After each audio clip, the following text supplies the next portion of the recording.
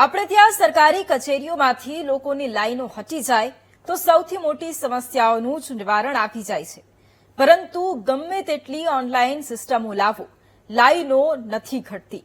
વાત અહીંયા રાજકોટ સિવિક સેન્ટરની છે, જ્યાં 2 દિવસ પહેલા નવા બનેલા મેયર ફોટા પડાવી ગયા, પરંતુ 2 દિવસ પછી પણ માહોલ એનો એ જ જોવા મળ્યો અને કોઈ જ સુધાર ન જોવા મળ્યો. એક તરફ મહાનગરપાલિકાઓમાં મેયર અને તમામ પદાધિકારીઓની વરણી કરવામાં આવી અને નવા બનેલા મેયર અલગ જગ્યાએ જઈ અને જે સ્થિતિ છે તેનો તાગ મેળવતા હોય છે.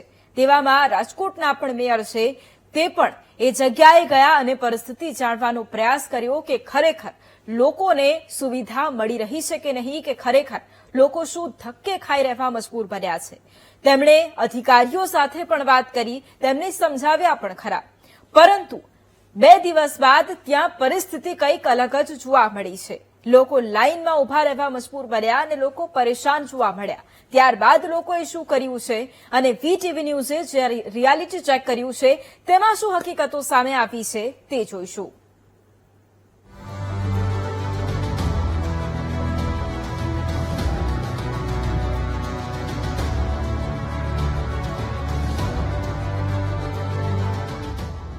આ છે રાજકોટ મહાનગરપાલિકાનું સિવિક સેન્ટર. અહીં 2 દિવસ પહેલા રાજકોટના નવા મેયરે મુલાકાત લીધી, કર્મચારીઓ સાથે વાતચીત કરી અને લોકોને પડતી સમસ્યાના સમાધાનની વાતો કરી.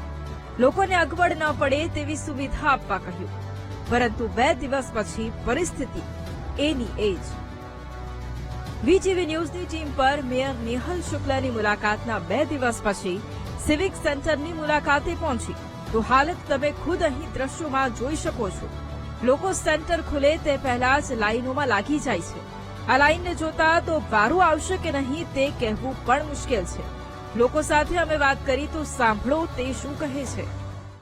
જન્મ તારીખનો દાખલો અપડેટ કરવા માટે આવી છું. 8 વાગ્યાના આવ્યા છે. અમે કચ્છમાંથી આવ્યા છે કે જ્યાં મહાનગરપાલિકા હોય ત્યાં જ થાય છે, બીજે થતો નથી, તો સરકારને ઓનલાઈન કરવું જોઈએ એવી અમારી માંગ છે. અમે ત્યાં 10 વાગ્યાના બેઠા છે.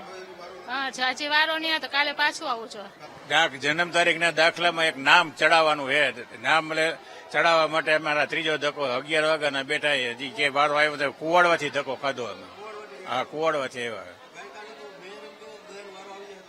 હા, તો કઈ આમાં તો કઈ દેખાતું નથી વારો આવે એવું તો કોઈનું. હું 3-4 મહિનાથી હેરાન થાઉં છું.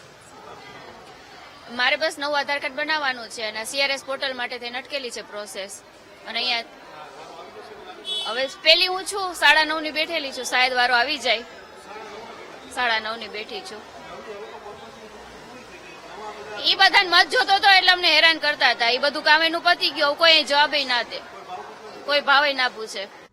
કોઈ 8 વાગ્યાથી આવીને બેઠું તો કોઈ બીજો ધક્કો ખાઈ રહ્યું છે, પરંતુ વારો નથી આવી રહ્યો. મેયર કહેતા હતા ઝડપી કામ થશે, પરંતુ અહીં તો સર્વરના જ ઠેકાણા નથી. ફરી અમે મેયર સાથે વાત કરી તો સાંભળો શું કહ્યું.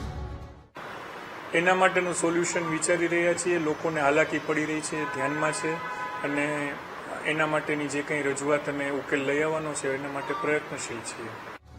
નેતાજીએ કહ્યું અમે તેના માટે પ્રયત્નશીલ છીએ. આવી વાતો તો જોરા જોગ્યો પણ કરતા હતા, પણ કોઈ ફેર ન પડ્યો. હવે નવા મેયર કંઈક નવું કરી અને લોકોની સમસ્યાનું સમાધાન કેવી રીતે લાવે છે તે જોવું રહ્યું. કેમેરામેન જુનેદ ઝફાઈ સાથે ભાવેશ સોંદરવા, વીટીવી ન્યૂઝ, રાજકોટ. ઔદ્યોગિક વિકાસ